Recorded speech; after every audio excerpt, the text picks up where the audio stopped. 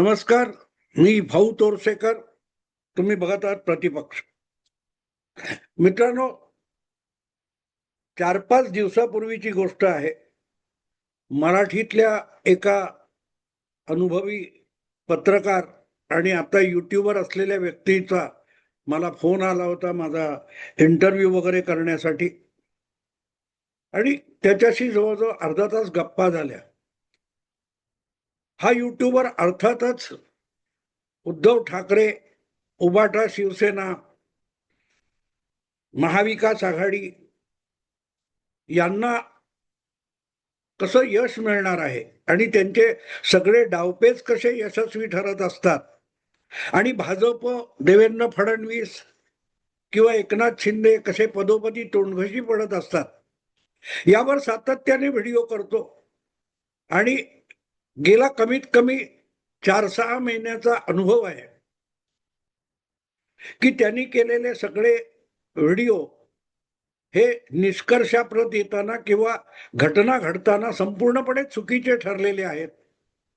आणि म्हणूनच त्यांनी जेव्हा माझा इंटरव्ह्यू करण्याविषयी विचारले तर मी त्यांना सांगितलं, बाबा माझा इंटरव्ह्यू घेऊन उपयोग काय? तुमचा जो काय अजेंडा आहे त्याला पोषक ठरू शकेल असं मी काहीही बोलणार नाही. कारण मी भलेही भाजप समर्थक म्हणून बोलत असलो, व्हिडिओ करत असलो, तरी मी ज्यांचा विरोध करतो, मग ते उद्धव ठाकरे असोत, शरद पवार असोत किंवा आणखीन कोणीही असोत, कुठलाही पक्ष असो, काँग्रेस पक्ष असो, यांच्याविषयी चुकीची माहिती देऊन, त्यांना चुकीचं ठरवण्यासाठी चुकीची आणि खोटी माहिती देऊन त्यांना तोंडघशी पाडणं आणि आपली ही विश्वासार्हता संपवणं, हा उद्योग मी कधी करत नाही.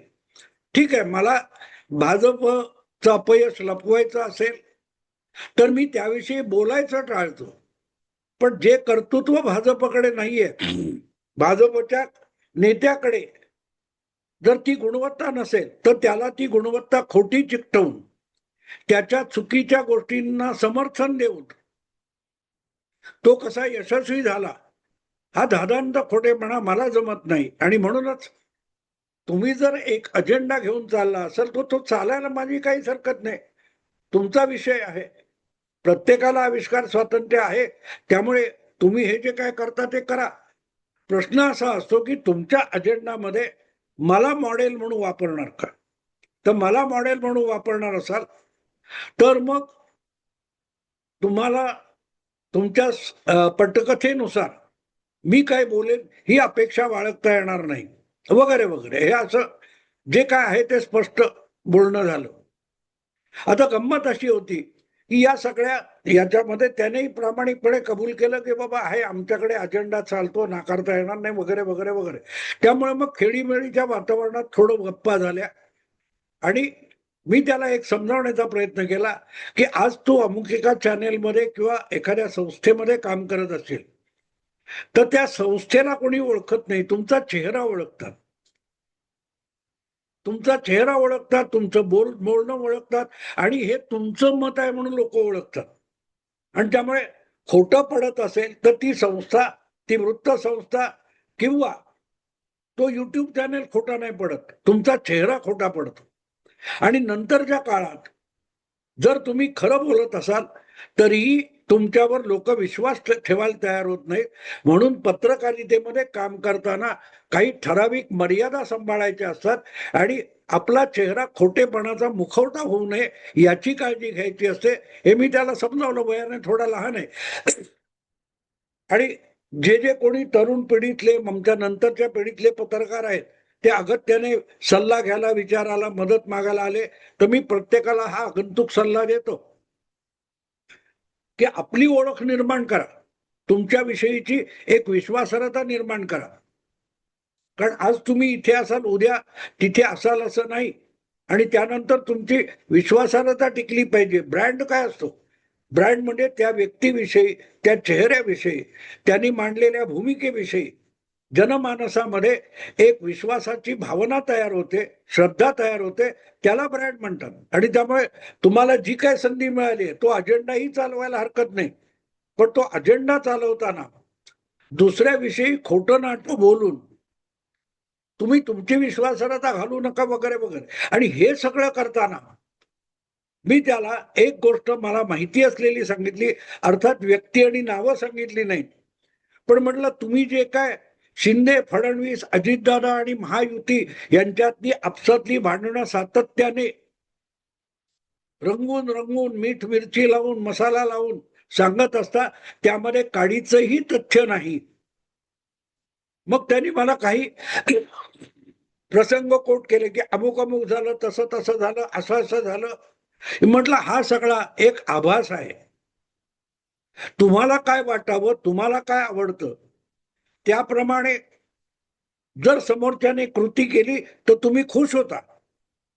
पण वास्तविकतेमध्ये ती दोन माणसं म्हणजे अगदी नावं घ्यायची तर अजितदादा असतील, एकनाथ शिंदे असतील, देवेंद्र फडणवीस असतील, ही माणसं तुमच्या समोर कॅमेऱ्यात पकडताना जशी दिसतात, वागतात, खरोखरच त्यांच्या कृतीतून तसं काही दुर्गोचर होतं का, सिद्ध होतं का, ते बघा तर तुम्हाला कळेल की ते तुमच्या समोर एक प्रकारची ऍक्टिंग करत असतात, अभिनय करत असतात, तुम्हाला खुश करून तुम्ही काय बडबडावं याची अलिखित पटकथा तुमच्या माथी मारत असतात. आणि मग तुम्ही त्याच्यात तुमच्या लॉजिकनुसार, तुमच्या पूर्वग्रहानुसार आपला आपला मिरची मसाला टाकता आणि त्याच्या स्टोरीज रंगवतात, ज्या नंतर धादांत खोट्या ठरतात. आणि मी त्याला उदाहरण सांगितलं की 5 जुलैला 2 ठाकरे बंधू वरळीच्या डोममध्ये एकत्र आले. त्याला आता 4 महिन्याचा काळ होऊन गेलाय आणि ते एकत्र आले त्याच्या आधी 15 दिवसापासून. तुम्ही आता ठाकरे बंधू एकत्र आले, एकत्र युती करून ते लढणार आणि आणि आणि वगैरे वगैरे महापालिका त्यांना देऊन सुद्धा टाकलीत. पण अजूनही राज ठाकरे यांनी जाहीररित्या उबाठा शिवसेना आणि मनसे एकत्रित मुंबई महापालिका निवडणूक लढवणार असं घोषित सुद्धा केलेलं नाही. युती जाहीर सुद्धा या दोन लोकांनी केलेली नाही. उद्धव ठाकरे उतावळे आहेत, पण राज ठाकरेंनी त्याविषयी सावधानता बाळगली आहे आणि आपण उबाठा शिवसेनेबरोबर युती करून लढणार असं कुठेही जाहीर म्हटलेलं नाही. आणि त्यामुळे 4 महिने तुम्ही जे काय रंगवताय, अख्खा महाराष्ट्र डोळे लावून बसलेला आहे की कधी ठाकरे बंधू एकत्र येतात आणि 12 कोटी लोक आपली सगळी असली नसलेली मतं, साधन संपत्ती ठाकरे बंधूंच्या झोळीत टाकतात. हा जो उतावळेपणा तुम्ही करताय तो सतत 4 महिने तोंडघशी पडतोय वगैरे हे त्यांना समजावलं. पण त्या पलीकडे मी त्याला सांगितलेली एक गोष्ट अशी होती की तुम्ही या महायुतीतल्या भांडणाच्या कथा रंगवता, अधिकाधिक रसभरीत करून सांगण्याचा प्रयत्न करता. या सगळ्या धादांत खोट्या आहेत, कारण दोनही उपमुख्यमंत्री आणि मुख्यमंत्री मिळून तुम्हाला उल्लू बनवत आहेत. तुम्हाला आवडेल अशी बातमी तुम्हाला बनवता येईल म्हणून तुमच्या समोर शुद्ध ऍक्टिंग आणि आभास निर्माण केला जातो. ते त्याला पटलं नव्हतं. ही साधारणतः 4-5 दिवसापूर्वीची गोष्ट असेल, बुधवार किंवा शुक्रवार वगैरे असेल. आणि कालच मुख्यमंत्री देवेंद्र फडणवीसांनी सरळ सरळ सांगून टाकलं की पत्रकारिता आणि त्यांनी रंगवलेल्या बातम्या हा वेड्यांचा बाजार झालाय. पत्रकार खोड्यासारखे या बातम्या रंगवतात. आता गंमत बघा की पत्रकार खोड्यासारख्या बातम्या रंगवत असतील तर त्यामध्ये पत्रकार जी वर्णनं करतात ती समोर कॅमेऱ्यात टिपलेल्या दृश्यांची असतात. आणि त्या दृश्यामध्ये सुद्धा पत्रकार सांगतो त्यासारखं काही ना काहीतरी असतं. त्यांनी काढलेला अर्थ किंवा शोधलेला निष्कर्ष चुकीचा असेल, पण समोरची दृश्य तर चुकीची नसतात. आणि मग प्रश्न असा पडतो की हे सगळं अभिनय हे लोक का करतात. तेव्हा मी या पत्रकाराला समजावलं की साधारण 6-7 महिन्यापूर्वी 2 मुख्यमंत्री, 2 उपमुख्यमंत्री आणि 1 मुख्यमंत्री यापैकी एक जण मला भेटला होता आणि अगदी 1 to 1 आमचं बोलणं झालं. तेव्हा मी त्यांना स्पष्टपणे तुमच्यात आपसात भांडणं काय आहेत असं विचारलं. तेव्हा त्या नेत्याने मला साफ साफ सांगितलं की पत्रकारांना ब्रेकिंग न्यूज हवी असते तर त्यांच्यासमोर हाडूक टाकावंच लागतं आणि ते हाडूक टाकलं की तुम्ही सगळंच नसता, हे मी सांगितलं होतं. आणि त्यानंतर अवघ्या 4 दिवसामध्ये देवेंद्र फडणवीसांनी पत्रकारांच्या बातम्यांना वेड्यांचा बाजार ठरवलं. तेव्हा त्याला मी मुद्दाम फोन करून विचारलं, 4 दिवसापूर्वी मी जे सांगितलं होतं तेच देवेंद्र फडणवीसांनी सरळ सरळ उघडपणे सांगून टाकलं की असं काही नाहीये. हे तुम्ही चुकीच्या पद्धतीचे कॅमेऱ्याचे कोन लावून आमच्यातली भांडणं दाखवायचा आणि रंगवण्याचा प्रयत्न करता. व्यवहार तसा नाहीये, वस्तुस्थिती तशी नाहीये. तर सांगायचा उद्योग असा की हे फक्त एवढ्या पुरतं राहतं का? नाही मित्रांनो, नाही. गंमत अशी असते की यातून आपण अजेंडा पत्रकारिता करताना अगदी ज्याच्यासाठी मग उभाटा शिवसेना असेल, शरद पवार गट असेल, काँग्रेस असेल किंवा अगदी भाजप असेल, त्यांच्याकडून पैसे घेऊन कोणी असा अजेंडा चालवत असेल आणि त्यांना हरभऱ्याच्या झाडावर चढवणारे बातमीपत्र व व्हिडिओ करत असेल, तर त्यामुळे त्यांना पैसे देणारे खुश होतात. पण म्हणून जनमानस बदलतं का? आत्ता बिहारच्या निवडणुकांचे निकाल समोर आलेत आणि ते निकाल समोर येतानाच आणखीन एक गोष्ट समोर आली आहे की गेले 2-2.5 महिने राष्ट्रीय जनता दल, काँग्रेस आणि महागठबंधन याच्यासाठी मोठ्या प्रमाणात कामाला लागलेले 100-125 युट्यूबर्स आणि पत्रकार यांनीच कसं राष्ट्रीय जनता दल आणि काँग्रेस आणि महागठबंधन यांचं नुकसान केलं, यावर आता चर्चा चालू आहे. त्यापैकी अनेक जण त्या बिहारच्या भोजपुरी वगैरे मैथिली काय पोट भाषा आहेत, हिंदीच्या बोली आहेत, त्यामध्ये वेगवेगळी गाणी तयार केली होती, लोकांपर्यंत नेलं होतं. मग नाच गाणी आणखीन काय काय करून महागठबंधनासाठी माहोल बनवण्याचा प्रयत्न केला होता. त्यांना पैसे देण्यासाठीच बोलवलं, पैसे देऊन काम करायला बोलवलं होतं, पण त्यांचे पैसे बुडवले. अशी एक भली थोरली पोस्ट त्यागी नावाच्या दिल्लीच्या पत्रकाराने लिहिलेली आहे आणि त्या निदान युट्यूबरला तुम्ही राबवून घेतलं, त्यांचे पैसे द्या असं जाहीरपणे म्हटलेलं आहे. पण दुसरीकडे एक गोष्ट आणखीन आहे, आणखीन एक गोष्ट आहे. यापैकी त्या मैथिली भोजपुरी भाषेत गाणी करून आरजेडीचा अपरंपार प्रचार करणारे जे गायक युट्यूबर्स होते, त्यापैकी काही लोकांना आता तेजस्वी यादवने नोटिसा पाठवलेत की तुम्ही जी काय गाणी केलीत त्यामुळे आमचा पक्ष तोंडगशी पडला, जनमानसात आमची प्रतिमा उजळ होण्यापेक्षा तुमच्या असल्या अश्लील किंवा चाळे करणाऱ्या गाण्यामुळे जनमानसामध्ये राष्ट्रीय जनता दलाविषयी वाईट मत तयार झालं आणि आम्हाला निवडणुकीत फटका बसला आणि म्हणून त्यापैकी काही गायकांना तेजस्वी यादवने नोटिसा पाठवल्याची बातमी आली. हे मी आता इथे एवढ्यासाठी सांगतोय की गेले काही महिने जे कोणी पत्रकार युट्यूबर्स या प्रकारे उभाठा शिवसेना, काँग्रेस, राज ठाकरेंचा मनसे असेल किंवा शरद पवारांचा राष्ट्रवादी काँग्रेस असेल किंवा अगदी भाजप किंवा शिंदे शिवसेना असेल, यांच्यासाठी खोट्या नाट्या बातम्या आणि व्हिडिओ रंगवणारे जे आहेत त्यांच्यासाठी हा सावधानतेचा इशारा आहे. जे बिहारमध्ये घडलं ते अजेंडा म्हणून आपण काम करतो, त्याच्यात एक बाजूला आपलं नुकसान होत असतं की आपली विश्वासार्हता लोकांमध्ये राहत नाही. तुम्ही अतिशय मेहनत घेऊन या सोशल मीडियामध्ये, डिजिटल मीडियामध्ये आपली जी ओळख निर्माण केलेली आहे, ती ओळख अशा प्रचारी थाटाच्या व्हिडिओमधून, गाण्यामधून, नाच गाण्यामधून तुम्ही गमावून बसता. आणि त्यांनी पैसे दिले तर ठीक आहे, पैसे नाही दिले तर पुरतीच बोंब आहे. पण त्याच्या पलीकडे जाऊन आज जर तेजस्वी यादव किंवा राष्ट्रीय जनता दल हे खापर त्या युट्यूबर्सवर किंवा पत्रकारांवर फोडणार असेल, तर मग या दिशेने अजेंडा पत्रकारिता किंवा युट्यूब करणाऱ्यांना हा सावधानतेचा इशारा आहे असं मला वाटतं, की उद्या ज्यांच्यासाठी तुम्ही हा खोटारडेपणा करताय, तेच जर तुमच्यावर उलटले आणि त्यांनीच जर तुम्हाला कायदेशीर नोटिसा दिल्या, तर मग काय करणार आहात? असो, आणखीन एक भाग आहे. आणखीन एक भाग आहे. मी सातत्याने ही गोष्ट सांगत आलो आणि आज नाही, हे YouTube वगैरे कालची गोष्ट आहे. मी जेव्हा ब्लॉग लिहायचो, ते ब्लॉग आजही इंटरनेटवर उपलब्ध आहेत. जागता पहारा, उलट तपासणी म्हणून. किंवा त्याच्या आधी सुद्धा माझ्याकडे जी छोटी-मोठी साधनं होती पत्रकारितेची, त्यातून मी पत्रकारितेवर हल्ला करत आलो, असल्या अजेंडा पत्रकारितेवर हल्ला करत आलो.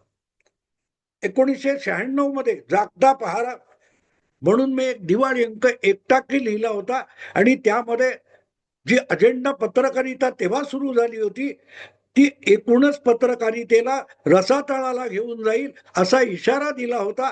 आज जवळजवळ 30 वर्षांनी माझी भविष्यवाणी खरी ठरताना दिसते. अजेंडा पत्रकारिता ही तात्पुरती तुम्हाला राजकीय नेत्यांकडून फायदे मिळवून देईल, आर्थिक फायदा सुद्धा होईल. पण पत्रकारितेमध्ये सगळ्यात टिकवायची गोष्ट असते ती विश्वासार्हता असते. चुकून कुठेतरी कमरेचं वस्त्र सुटलं तर तुम्ही जगासमोर नागडे होता आणि अब्रू गेली असं आपण म्हणतो. नेमकी हीच गोष्ट अजेंडा पत्रकारितेच्या बाबतीत आहे. आणि देवेंद्र फडणवीसांनी ह्या एका वाक्यातून, ह्या असल्या बातम्या हा वेड्यांचा बाजार आहे असं देवाभाऊंनी एका वाक्यात सांगून तुमची पुरती बेअब्रू करून टाकले. एकनाथ शिंदे मला भेटले, मी कुठे जाणार आहे त्यांना सांगितलं. ते मला भेटले, मी कुठे जाणार आहे त्यांना सांगितलं. आम्ही एकमेकांना भेटत असतो, एकमेकांशी आमचे चांगले व्यवहार आणि संबंध आहेत, मैत्री आहे, वगैरे वगैरे वगैरे. आणि मग हा पत्रकार जो त्या दोघांची भांडणं गेली 2-3 महिने रंगवतोय, तो रडकुंडीला आला. अरे, हे तेच आहेत ना ज्यांच्याविषयी आपण भांडणं रंगवतो. याचा अर्थ मित्रांनो लक्षात घ्या.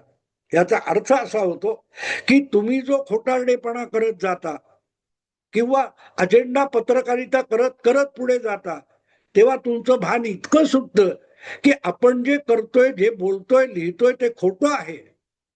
हे तुम्हाला माहिती असतं, पण तुम्ही लोकांना, वाचकाला, श्रोत्याला उल्लू बनवायला जाता. पण हळूहळू श्रोत्याला कळतं, की हा दादांचा खोटेपणा आहे. एक दोनदा तो फसतो श्रोता किंवा वाचक, नंतर तो तुमच्याकडे पाठ फिरवतो. पण तरीही त्या खोटारडेपणाच्या नादात तुम्ही इतके पुढे गेलेले असता, की तुम्हीच केलेल्या खोटेपणावर विश्वास बसायला लागतो आणि जे दादांचं खोटं असतं ते तुम्हाला खरं वाटायला लागतं आणि तुम्ही भ्रमिष्ठावस्थेत वावरल्यासारखे त्या चक्रव्यूहामध्ये अधिकाधिक फसत जाता, गुंतत जाता. अनेक पत्रकारांची ती अवस्था झालेली आहे. यांनी खेळी केली, त्यांनी गेम केला. ते डोक्याने खेळले, ते पायाने खेळले, ते नखाने खेळले. असं काही होत नाही. आणि तुम्ही त्यांचे व्हिडिओ काढून बघा. आता बिहारचे निवडणुकांचे निकाल आलेत. त्यामध्ये अशा अजेंडा पत्रकारांच्या गेल्या महिन्या दीड महिन्यातल्या तुम्हाला सत्या हिंदी बघा, तो 4 PM बघा किंवा तो पुण्यपासून वाजपेयी बघा. हे सगळे पत्रकार बिहारच्या बाबतीत किती धादांत खोटेपणा करत होते त्याची साक्ष समोर आलाय. अजित अंजुम बघा जाऊन. आणि मग त्यांना सारवासारव करायला लागते. आणि आज हळूहळू करत त्यांची विश्वासार्हता पुरती धुळीला मिळाली. ठीक आहे, अजूनही त्यांना आपल्या राजकीय मतलबासाठी पोषणारे राजकीय नेते असतील,